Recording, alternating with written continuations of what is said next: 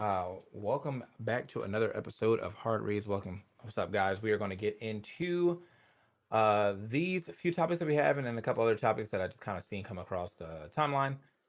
We got SSBM or SBMM in Ultimate, so skill based matchmaking, which has been a big talking point for a lot of people. We saw Leffen actually arguing with COD content creator Hitch and some other stuff. We got the Brawlhalla 2v2 championships, of course, and then Twitter Q&A, which I definitely forgot to put that out, so we'll probably end up scrapping that for just some other topics that we saw. Uh, you know, yeah, just I don't know, man. Shit's weird. Anyway, so also, there's been a lot of weird happenings in the world and throughout the timeline that I just saw, like a recent Mr. R tweet that was kind of weird. I saw the Breonna Taylor stuff just come out, and no one got charged except for that one dude who apparently got charged for shooting into a neighbor's place, but not the fact that they shot up her house, but the fact that a bullet potentially ricocheted or went through the walls into a neighbor's place. So yeah, man, a lot of fucked up shit going on in the world. How you guys? How are you? I, I don't know, man. Like as good as I can be. A lot of because we came up with the topics literally today, and I had them ready to go like last night, and was gonna wait, and then everything started to evolve, and more stuff kept happening. So we're just gonna, I'm down to just dive into everything, man. Yeah, I just all right, man. Just What? Lay it on me. it's a hard day today, bro. Like Yeah, dude.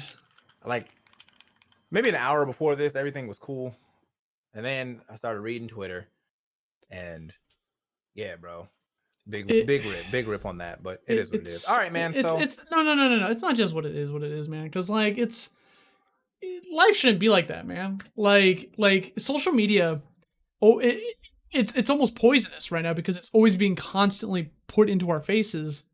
Like in but the good news about it is that it's giving us fast news. It's giving us rapid news, so we know exactly what's going on in the world. But then you see people's reactions to certain topics just being not ideal, and it makes you just want to rage and then fall into that circle, of just going back and tweeting and then starting up like a Twitter argument, and the cycle just never ends because people can't see the other person's side when there should only be like one side when it comes to just equal rights. But life's hard. I don't know what else to say, man. It's a little yeah, somber opening for us. yeah. I mean, life is definitely hard. So um, I guess we can get into our first topic, which is skill based matchmaking and ultimate. I didn't know that was like really a thing. I mean, I know that obviously you have your GSP and all that Mm-hmm. in Elite Smash, but I never really felt like skill based matchmaking was like such a big deal in Ultimate that it needed to be brought up as in like a negative thing. But at the same time, though, I feel like skill based matchmaking in fighting games is like a necessary thing.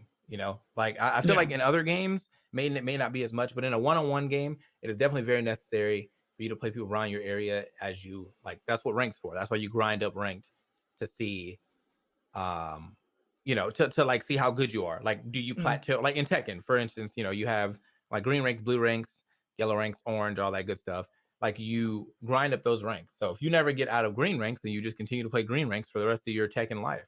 But once you start to like move forward, then you play people in your rank, and that's fine. I don't really see the issue with skill based matchmaking if there is another mode where it's not enabled. So if I have ranked and it's skill based, uh, that's dope. But if I don't want to play skill based and I just want to jump into a match, then give me like a casual mode, and that's also dope. As long as those two modes exist in every game, this doesn't even need to be a topic, to be honest. And most games are doing that. You have like ranked or you have like player match, whatever, and it matches you with someone with a good connection, and that's all that it needs to do. I mean, skill based matchmaking is like pretty much almost always on in like every popular video game ever, no matter what type of mode it is, whether it's rank or the casual mode. It's just to the degree, right? Like when you do rank, they want to like make sure you're fighting someone that's around your skill level as much as possible based on wins and losses.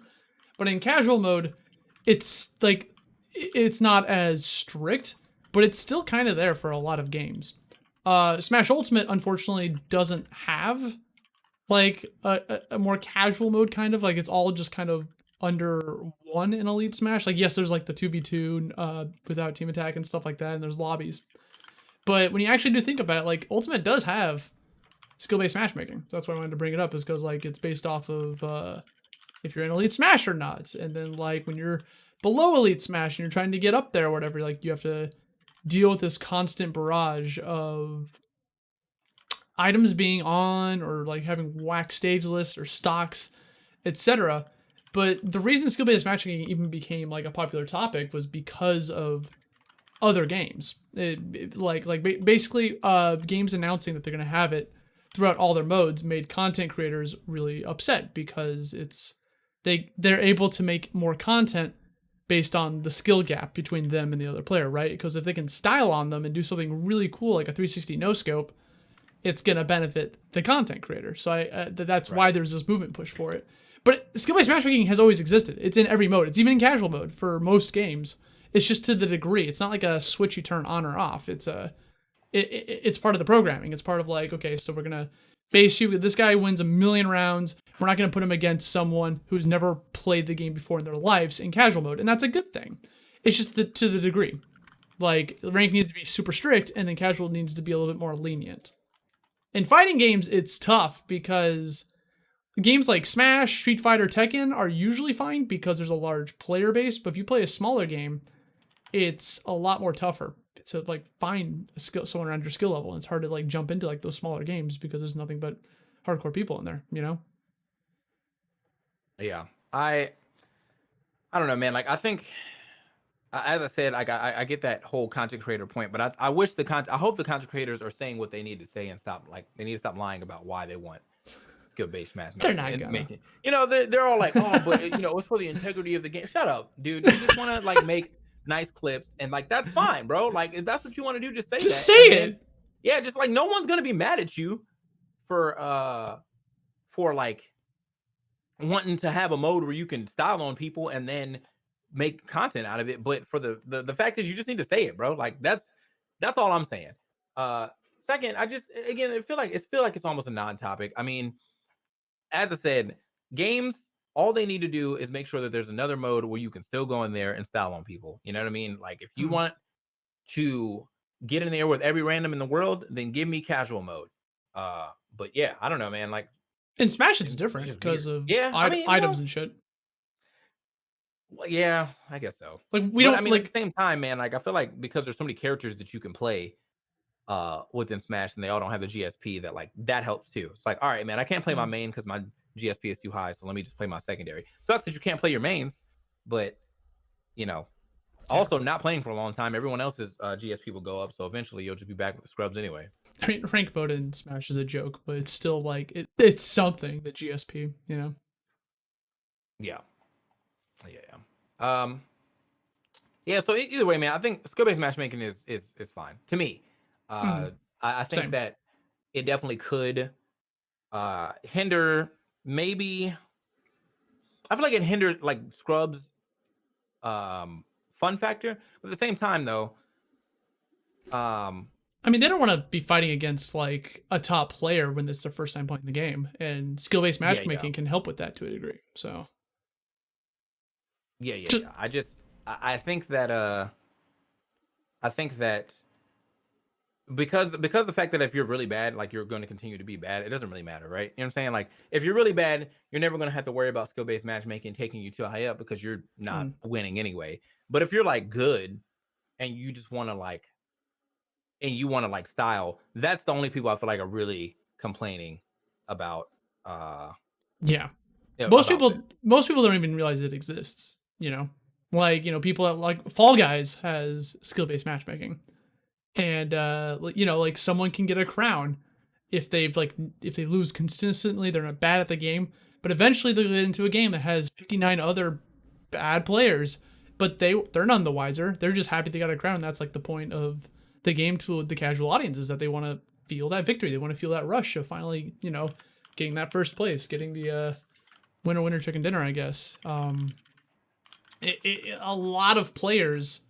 There's way more casual players than competitive players. So a lot of players don't care about getting better or, trying to devote hours and hours into a game to fine tune their craft. They just want an escape. They want to have fun, and like they have a lot of fun when they play against other players. So I think that's where it can come in favor. Games like Fall Guys or Battle Royales, stuff like that. All right. And then I guess on the other side of things, well, we have another game that has skill based matchmaking, but also a free mode would be Brawlhalla. Brawlhalla has their free mode is like interesting though, because it's like their free mode is actually usually the playtest server. So if you want to like try their what they have coming up next, and you don't want to play in ranked, then you can go and play over there, right? Yeah. So there's a mode where you can kind of mess around, and usually the game isn't so different in that mode that you're like, oh man, like I got to go back and play ranks or something. But um, but overall, just I still like the Brawlhalla matchmaking and the ranked and everything. Even though, to be honest, bro, like unless you're diamond, it really doesn't matter. Everyone's always shitting on everybody in gold or platinum or whatever. So if you're not diamond, you're apparently bad in that game. But they had their championship this weekend. Do you have the results up on you? I do. The North American one was the one that I like took notice of the most. Obviously, I have the other ones as well, but I don't recognize the players as much. North America, the thing that shocked me was Boomy and Sandstorm got second. That was like Boomy's like the king of dubs, Sandstorm the king of singles. So seeing those two not lose out to Cody Travis and Faison, I believe his name is, really was a shocking turn of events, I guess. I don't know. I haven't been keeping up with the 2v2 scene in Brawlhalla as much, but I know you casted this weekend, didn't you? This past weekend? Yeah, I casted a little bit. It was cool. Like I think that I enjoy watching Cody Travis play as much as like possible. Like he's the Brazza main that's really been popping off. I enjoy like honestly just top play in general, and their names are starting to become like more staples in my heads. Don't really think there's anybody in NA that I like dislike watching. I don't think there's anybody really anywhere I dislike watching. It's just note that EU is a little more passive. Even in 2v2? No, just in either. Oh. So like the EU is just a more passive place in general when it comes to like to Brawlhalla. Like they play a little more defensive, they play a little more lax. It's all good. I mean, like it works though. You know what I'm saying? It's just like when you watch other regions and then you go and watch EU, then you can like definitely see a difference. They play against each other during like a world championships, don't they? Like in the past. Yeah. I mean they go. Everyone travels all over the place. So like right for Brawlhalla, bro. I mean, because they got big. I mean, it's big money over there. So you get that Ubisoft like BCX. They have like everybody from like a bunch of different countries and nationalities coming over and stuff. Great time. You know, I started going to BCX 2016 and met a lot of players from Europe, and then I started going to Europe tournaments and stuff too. So yeah, and the American players were over there with me. Boomy was there, Sandstorm was there, Wrenched. I think Noel. There's a bunch of them over there. So yeah, I mean, like you really travel for Brawlhalla. I mean, not this year, but yeah. Maybe not this year, but just in general. But it's cool to see the game like thriving on the 2v2. Like the viewership was pretty high for the 2v2, and we kind of touched on this last week where Brawlhalla takes the developers takes their 2v2 balancing as seriously as their 1v1, which is super unlike Smash, which doesn't even balance for competitive that much. And even with our viewership, like in Smash, like Smash Ultimate, no one has there been a doubles tournament online since March? Like, do you know of one? I feel like I have not seen any doubles tournaments even being talked about since March. And it's always been like seen as like the side event, like when it was offline. Yeah. Well, I think that's the cool thing about Brawlhalla is that both their tournaments get like their time to shine. Yeah. So like a lot of people really like doubles actually more than singles in Brawlhalla, but they still get good numbers for both. Like when you go and watch the Smash tournament for doubles, those numbers are so heavily skewed down. Let's put Friday top 8 on like at 10 a.m. Like yeah. So it's just I don't know. It's an interesting. It's an interesting power dynamic in that. in that game when it comes to how doubles are seen in that game and how doubles are seen in like pretty much any other platform fighter. I really haven't really seen any platform fighter really like take the doubles like Brawlhalla has. And there has been some good ones that could have nice doubles. Slap City could have some nice doubles. Rivals, I think, does have nice doubles, but I haven't really watched too much Rivals to know if they do doubles like that. And That's releasing Rushdown tomorrow. Revolt may have some crazy doubles. We don't know yet. Like, I well, with that game, maybe not, because I feel like everything's zero def anyway. So well, in Rushdown Revolt, they introduced a mode which I think is still being fine tuned, but they have a mode where it's 3v3 or 2v2, but only one player is on the screen at once, and the other player can call in like an assist, kind of similar to like Marvel, except it's a yeah, different another player actually doing the call and making the timing the when they come out, and they can block, shield, or even come in as a doubles assist to like fight alongside them for temporarily, and they have like their own little health bar. And it's a really cool mode that is extremely experimental, but I'm excited to see what they do with it, because that could like change the game, because we haven't had anything like that before. yeah. Did you play the alpha at all this past week? No, I didn't get a chance to do much with the alpha. I was too deep in the Hades, to be completely honest. But Dude, I how played is so much it? of the closed alpha that like I'm still have a Yeah. feel for it. It looks better though. The game actually looks a lot better. Bro, the animations have gotten super better. Like I was shocked to see the like Zana, or I'm sorry, Urda's forward air, like it changed drastically from like back in the Icons day. It was like it looks super satisfying to see, and there's a lot of like little tidbits like that. Yeah, It's looking to shape up to be something special. They hit the max of their Kickstarter, too, within the first week, so they're getting the funds they need. yeah, they're definitely popping off. Mm-hmm. So well, I mean, like I feel like it's really good for another game to come out after like the heels of Icons anyway. Icons really, I feel like it left a bad taste in a lot of people's mouth, and hopefully Yeah. with the way that Rushdown Revolt is like different, it's new. It's Mm-hmm. like yeah, it's the same IP or whatever, but like they have taken and decided to make a totally different engine out of that.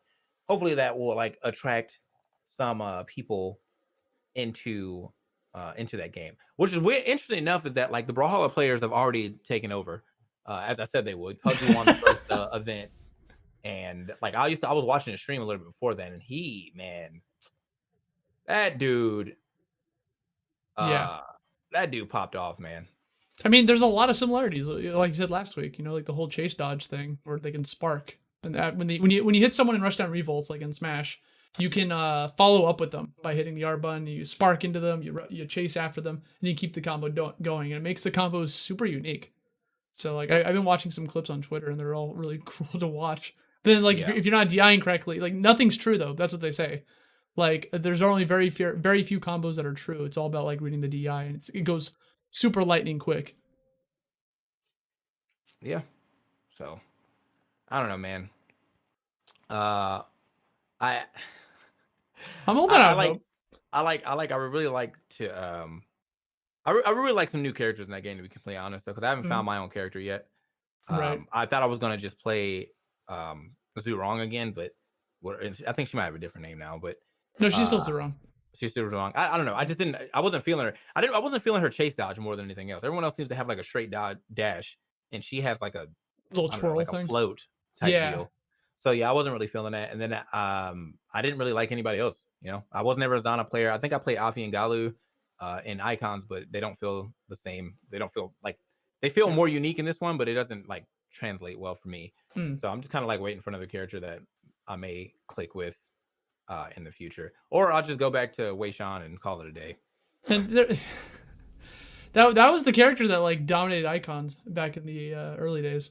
Like when he was first released, remember that overpowered forward smash he had? That was or forward strike rather. Uh but yeah, like I think I'm kind of like waiting for another character too, because these are all the characters that are playable are characters that we recognize from the previous iteration. So I'm excited to see when they actually introduce a brand new character with brand new moveset. So we'll just have to wait and see. Yeah, I guess so. Well, outside of that, I guess we can talk about some of the stuff that we've seen on the timeline today. Well, first we can go back to SB skill-based matchmaking thing, and Leffen and Hitch got into it. They got a pretty big scrap over that. I don't know why, because it's like, how did they even find each other's tweets? You know what I'm saying? Well, But Leffen's tweet got really huge, so he was okay. like, I'm sure people like just added him and just like, hey, look at this, and they saw, hey, this tweet has over 20,000 likes, so it was like inevitable that it was gonna fall on his feed. But like I'm not sure. Like, you know, it's Leffen. Like he whenever he's on Twitter, like he's always trying to like beef with someone or like, you know, put his opinion out there. And that's just like the way he is. He's super chill in person, but on the Twitter, he's just he goes ham.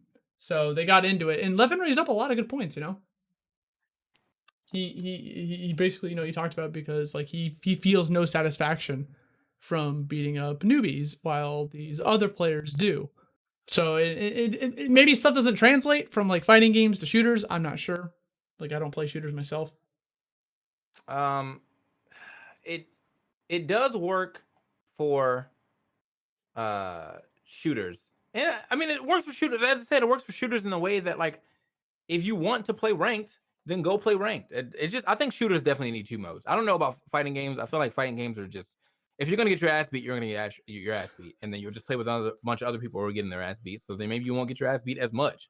But in shooters, like yeah, I mean, I think that if you're getting good, you should want to play with good people. That just it it blows my mind that as like a player, as like a gamer, that you don't want to play with people that are good, so that way you can continue to improve. You know what I'm saying? But you There's know, a all for the content, I guess. bro. Listen, there's a lot of people that have very fragile egos, and they can't have those crushed. You know, so we can't be having those. We can't be going into ranked and losing points because it feels really bad for the casual consumer, like the majority of the consumers, you know, playing the game. Look at Fortnite. That I mean, like Fortnite as an example, they have like over 10 million players or what the hell ever, and I guarantee you, like more than 9 million of those players play Fortnite for fun and do not care about becoming pro, becoming better or whatever at the game. It's just we live in a different world than them, you know.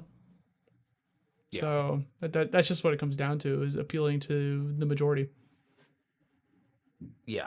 Uh, I mean, still, man, like I just still, I'm just kind of No, stuck I on the get fact it. that, like, as a gamer, if I'm getting good at something, I want to know how good I'm getting. And Right. me stomping on a bunch of people who keep being new to the game is not going to make me feel good. In fact, more often than not, if I keep stomping someone who's really bad, I just learn really bad habits. And then when I I'm finally play against same. someone good, I'm like, oh fuck that. Um, but yeah, no, I just, dude, just make two modes for any game that's not a fighting game. Just make two modes, and for fighting games, you really couldn't just have ranked the entire time, and those people can just get fucked. But you know what does it right? Like Splatoon. Splatoon does it right. They have ranked, and ranked changes all the time. And if you don't want to play casual, or if you want to play casual, then go play Turf War. You know what I'm saying? There you go. You can still pop off in Turf War and look real nice, but overall, it's just a fun mode. So Yeah, like that's the casual mode, turf war. I mean, I yeah, know they bring it up in tournaments sometimes, the turf war, but like most of the time it's just like a place for people to go like, hey, I'm putting in my input. You know, you have a teammates too, so like the ego can be protected a little bit more. If you lose, it wasn't your fault; it was your teammates' fault.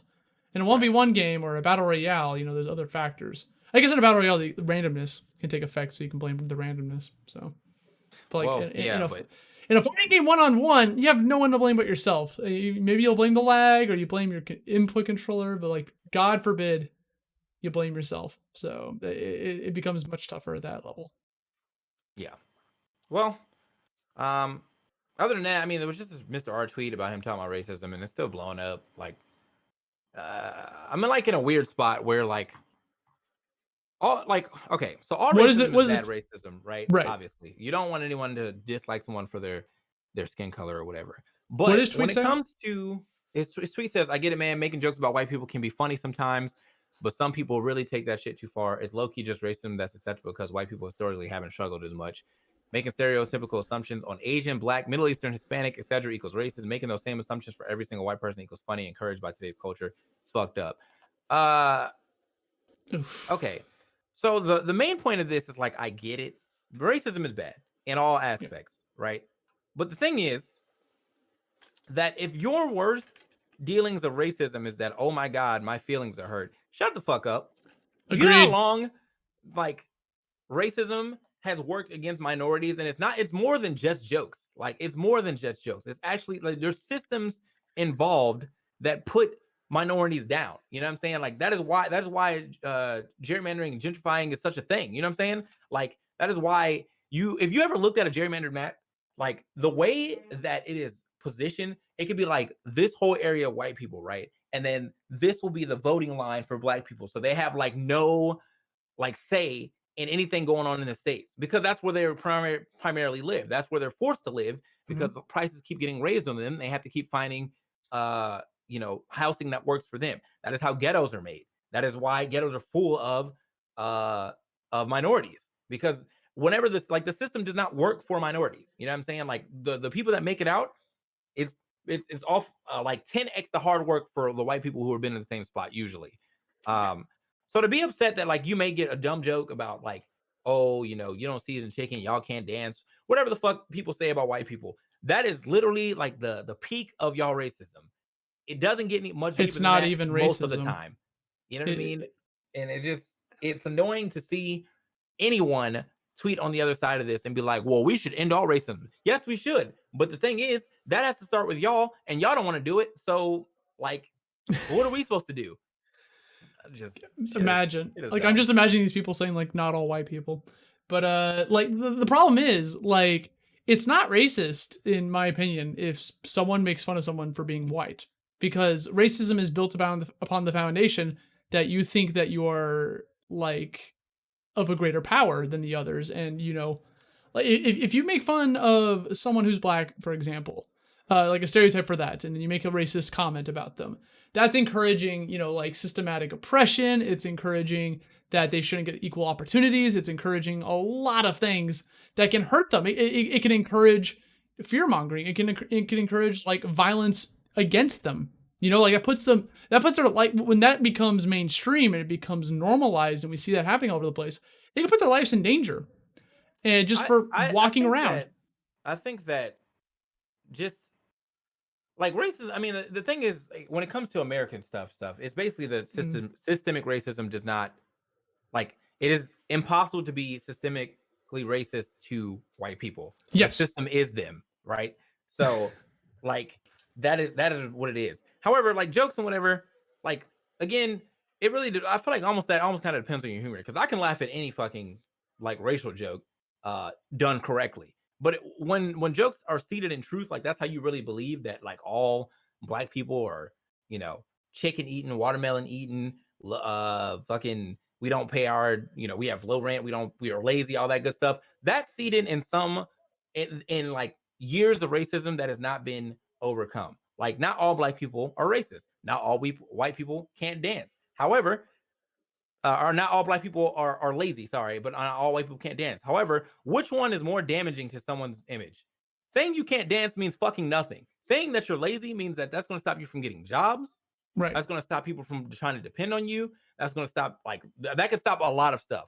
And so I think that's where my disconnect is with this statement, is that, like, I don't think that there's a lot of things that you can say to white people that are going to ruin their, I don't know, their livelihood, their image, but bro, my feelings, the way that the world sees them. My feelings, though, it matters. Yeah. But like, whatever, man. Oh man, like, it's just, my feelings hurt. So now I gotta make some head ass tweet. Like, God. So I don't know, man. Like, shit is weird. I don't even know where that fucking came from, to be honest. Like, maybe someone said something about him recently. I think it's just probably it's all over his feed or something like that, and he's sick of looking at it. I'm not sure. But I don't even think that happens so often. Like, I'm on Black Twitter, and I feel like I don't see that much happen. I think the last thing that I saw was Adele being made fun of for wearing Bantu knots. But then that turned around to everyone like jamming with Adele. Like, I ended up listening to like half of those Adele reggae remixes. And them joints kind of bopped. I'm not gonna lie to you, bro. It was a benefit in the end. It turned to a benefit somehow. Like, we'll see what happens later down the line. But overall, man, I'm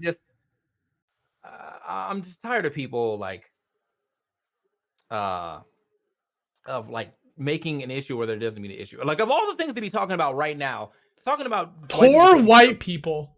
is definitely not it. Like maybe maybe last year he could have got away with this tweet, and I would have been like, you know what, man, I can kind of see where he's coming from. eh, But with all these racial injustices going on in the world and all these protests going on for Black Lives Matter, for you to come out your mouth to talk about something, well, what about white people? Is like literally the opposite of it. Like that is so not it. It hurts, bro. What? Okay. I can tell you had a lot to get out there. Like, Whatever, man. It's fucking smashers, dude. Like, agreed. I mean, and Mr. R is old enough to know, like, he should be old enough to be smart enough. Like, he's not like 21 or anything like that. I'm pretty sure he's at least around 25. Like, come on, he man. also doesn't live in America, and I don't know the circumstances. Well, that's why I over said it there. was a cultural thing. I said it could be a cultural thing. Don't want to blast him too hard, but could be a cultural thing. Still got to blast him. So, yeah. So that's kind of been on our minds because of everything that's happened, especially today and in this past week and in this past year. So we just wanted to like get that shit out there because it's dangerous for Mr. R to put something like that out there because that he's a person with a big platform. So people start, he got a lot of likes, for instance, people replying, agreeing with him. And it's like that encourages that, like, oh, well, what about white people? And then the focus is shifted away by what actually matters. So a lot of y'all, I feel like there's been a lot of heel turns lately, man, where Mr. R said he was going to start tweeting about whatever he wanted anyway. And at first I was like, you know what? Speak your truth. But this was one of the ones I think I would have kept in the draft for show. Yeah. For show. So it's just people being irresponsible with their platforms. Like they don't realize the damage. Like if you have a gigantic platform and you're going to make a statement, like you should at least run that by someone at least, like I guess have an editor of some kind. Not just have this unfiltered bullshit, but I don't know. That's just real talk, I guess. Well, anyway, man, that's going to be it for Hard Reads. Thank y'all for watching. Well, this will all be on YouTube and Spotify and all that good stuff. I'll make sure to do Twitter questions next time. I've been kind of scattered over this week, so same. But yeah, man, you guys enjoy your days / nights and stay safe out there. Peace.